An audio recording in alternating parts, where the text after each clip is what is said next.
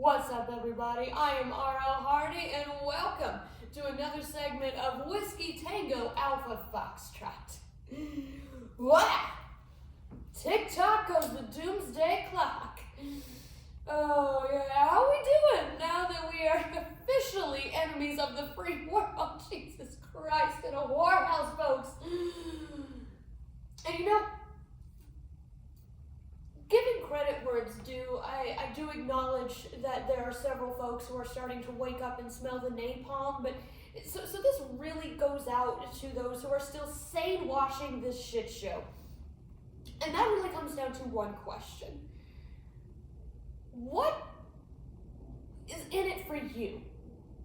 I mean, really, how in the last 6 weeks has your life been improved in any way? Grocery prices aren't getting any lower. Gas prices are soaring. Measles is now running unchecked through Texas. One child that we already know of has died. And guess what else? Bird flu has now jumped species. Oh, you thought eggs were expensive?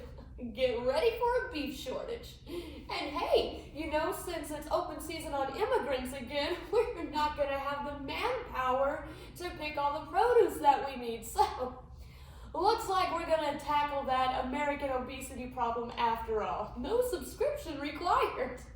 How's that for bodily autonomy? We are in for a hell of a ride, and there's no getting off at this point.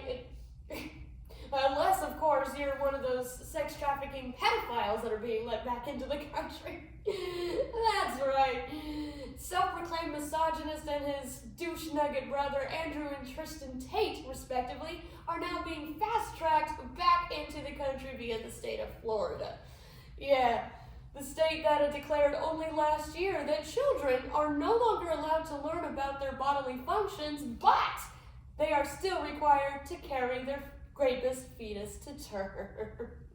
Oh yeah, the guy who brags about smashing a woman's face in for daring to tell him no, the guy who's been detained in Romania up until recently for sex trafficking and grooming is now free to party with Epstein's VIP list.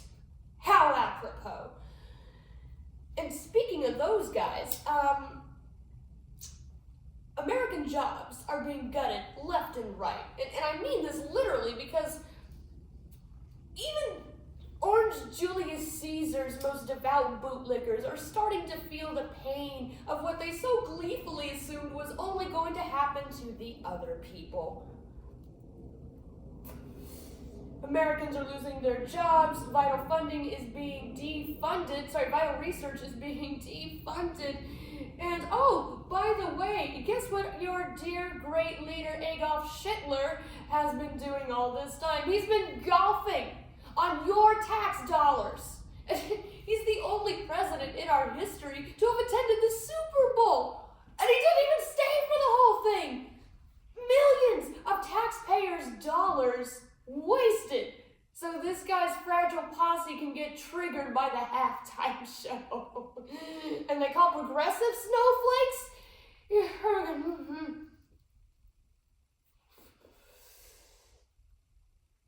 To cap it all off, this once great nation, the ones who came together to defeat the world's worst people and keep them from taking over just 8 decades ago, has now sided with the terrorists. You realize that we're the baddies now, right? That we have sided with Russia and North Korea and China. You know, the ones that aren't in NATO. That very thing that's been in place since World War II, that, you know, that basically said, like, hey, we're going to back each other up, and if anyone fucks with us, yeah, that's it, fucking, oh.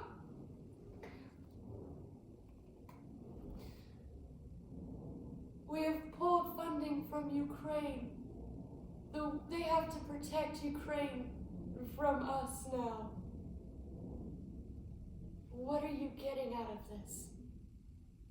What you can say a couple of slurs in public now? You can act like it's pre-1865 because you can get away with it. You can barge into women's restrooms just to personally verify their genitalia, which, who sounds like the creeps now? Jesus!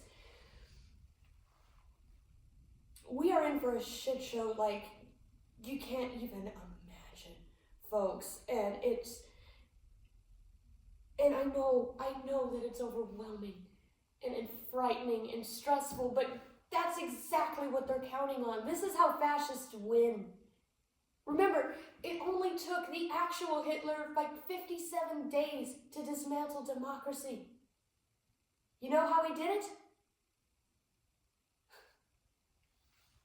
Because people were just hoping it was a bad phase.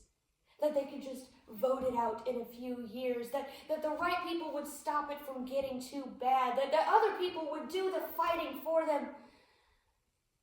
Well, when you don't support your neighbor when they need you, they will not be there to help you when you need it. They're already trying to come for the journalists. Who do you think they'll come for next?